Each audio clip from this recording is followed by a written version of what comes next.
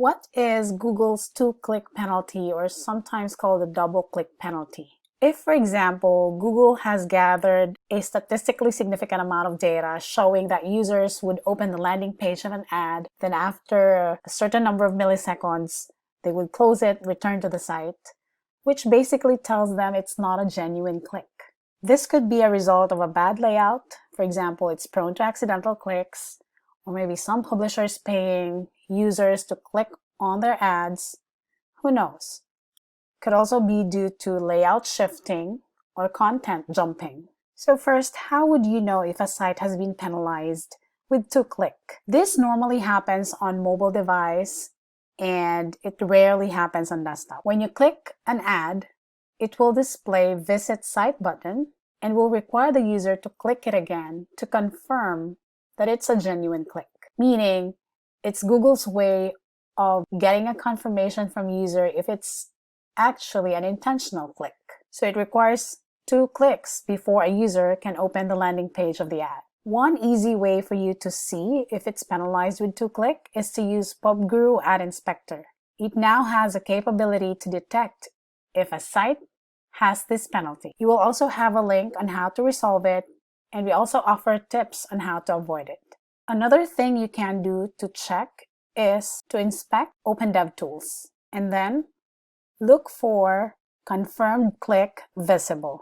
Now, if this happens, unfortunately, there is no timeline as to when it will be resolved or get cleared by Google. All you have to really do is comply to the policies, fix what could be causing all these accidental clicks or extremely high CTRs, and wait for the next round of audit from Google. Once they find you clear of this violation, then they can remove it. One trick I'll share with you today is how to add a margin, meaning we will add enough space between the content and the ad to avoid accidental clicks. And we normally recommend top and bottom margins only, because if you add margins on right and left, sometimes it could cause your ad not to fit in within the container. If you are using advanced ads, go to Ads and create a new ad. Give your ad a name, plain and text code. If you're using a div ID like the PubGuru div IDs that we provide you with, you can go ahead and add style equals, and you can say margin, and we're going to say 30 pixels, 0, and then a semicolon. This CSS will add a margin, top and bottom, 30 pixels at the top, and also 30 pixels at the bottom. If you are using a GAM tag, this is how it's going to look like for the body tag. Generate the tag as you normally would, and then where it says div ID, you just add the style or the CSS in there. If you are using an AdSense or an ad exchange tag that looks like this, all you need to do is add a div style like so, and of course it should have a corresponding closing div tag like so. How about if you're using ad inserter? So you will be doing the same thing. Choose the block where you want the ad to be deployed, and then add those div styles or div IDs or CSS styles depending on which tag you're using, and then target accordingly. So this example for AdSense or ad exchange tag, and then if it's a GAM tag, you have the CSS right there. And if you're using a PubGuru tag, then you have the div with a CSS style right there. Now let me show you the difference between an ad without a margin added and what happens after we add the CSS for the top and the bottom margin. So here's our 970 by 250 without a margin added. You see how close it is to the navigation buttons and the content.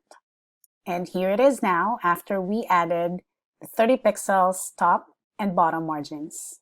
How about if you want to add a minimum height?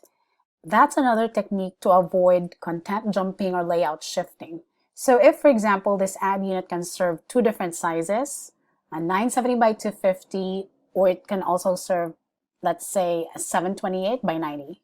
That causes your content to jump up and down sometimes while the auction is happening and it's deciding on which ad is going to serve, which ad size is going to win. So If the minimum height of this ad unit is 90, then you can set a minimum height of 90 pixels so it avoids jumping too much and it doesn't collapse smaller or shorter than 90 pixels. How do you do that? So if this was your ad unit, and let's say you already added a margin of top and bottom, you can also add the min height CSS, which sets the minimum height for that ad unit. If you are using advanced ads, then you deploy the tag in there like so, target accordingly, and then of course publish. You can also do the same for your mid-content ads, and especially on the sidebar ads, wherein you have very tall ads and you can pair it sometimes to the square ads. Let's say a 300 by 600 paired with or flexi with a 300 by 250. So if that's the case, you can set the minimum height to 250 pixels. So it doesn't really collapse less than 250 pixels, and there's not a lot of movement up and down on your layout. That concludes our video for today. Don't forget to subscribe to our YouTube channel to get updates on our latest videos. See you next time!